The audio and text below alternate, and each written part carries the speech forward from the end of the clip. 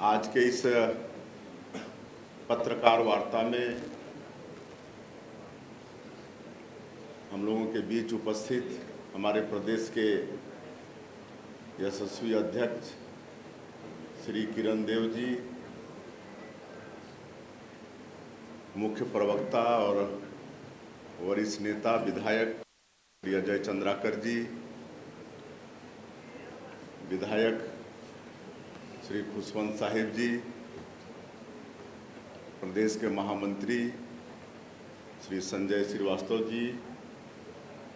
संदीप शर्मा जी, अमित चिमनानी जी, अनुराग अग्रवाल जी और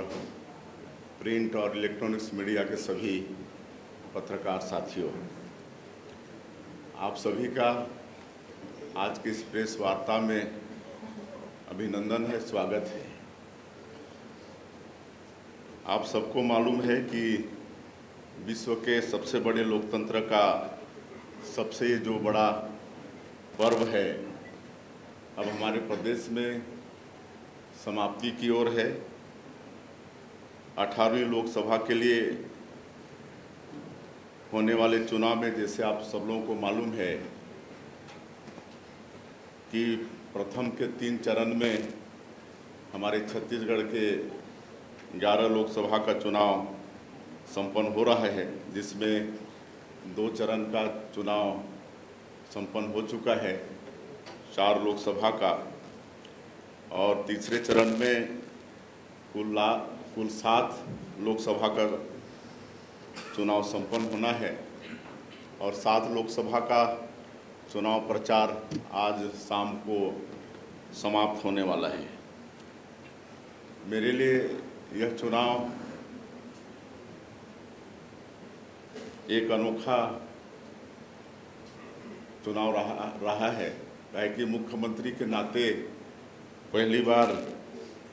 जनता से सीधा जुड़ने का अवसर मिला है और 20 मार्च से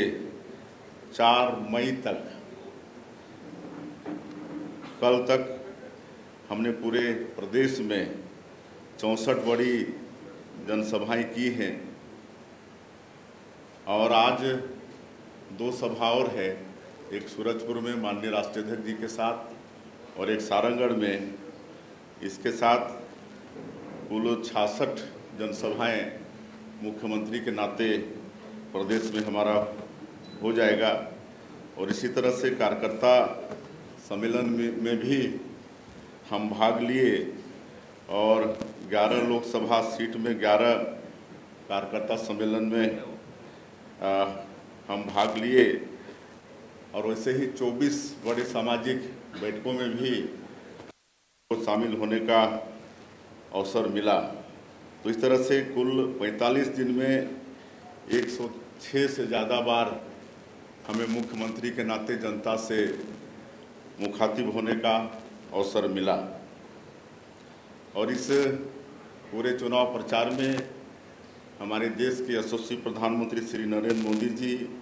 हमारे भारतीय जनता पार्टी के राष्ट्रीय अध्यक्ष श्री जगत प्रकाश नड्डा जी, माननीय गृह मंत्री श्री अमित शाह जी सहित केंद्र के बहुत सारे राष्ट्रीय नेता, जिनकी सभाएं हमारे छत्तीसगढ़ में हुई और जिससे छत्तीसगढ़ में भारतीय जनता पार्टी के पक्ष में एक अच्छा वातावरण का निर्णय हुआ।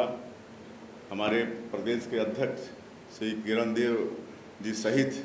हमारे प्रदेश के अन्य नेतागण भी भारी मेहनत की। हमारे संगठन महामंत्री, हमारे प्रदेश के प्रभारी, सब लोगों ने मोदी सरकार की 10 साल की उपलब्धि और 3 महीने में जो भारतीय जनता पार्टी की सरकार ने मोदी की गारंटी को पूरा करने का जो प्रयास किया, इन सब बातों को प्रदेश की जनता तक पहुंचाने का काम किया। और जिस तरह से हम पूरे प्रदेश में जनताओं के बीच में गए और उनका जो रिस्पांस हमको मिला, उसके अनुसार हम विश्वास के साथ कह सकते हैं कि पूरी 11 की 11 सीट इस बार के लोकसभा चुनाव में भारतीय जनता पार्टी जीतेगी। और इस चुनाव में एक और खासियत रही कि इसमें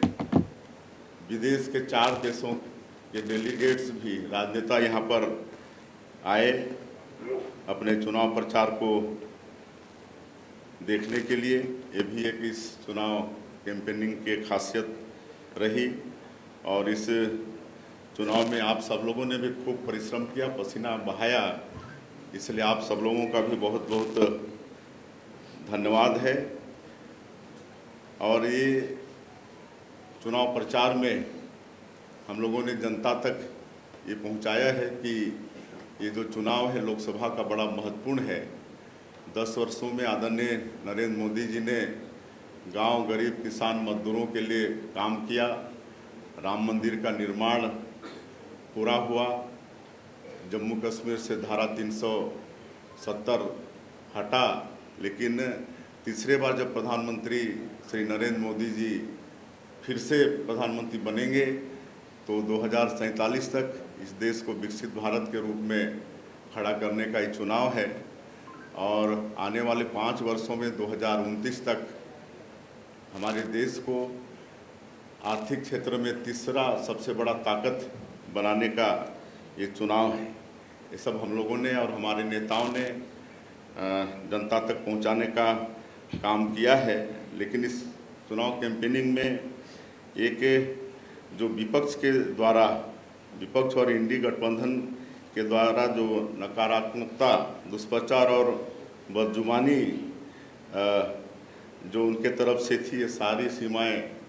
लांघ दी। और विशेषकर छत्तीसगढ़ में जो तासीर है उसके बिल्कुल विपरीत।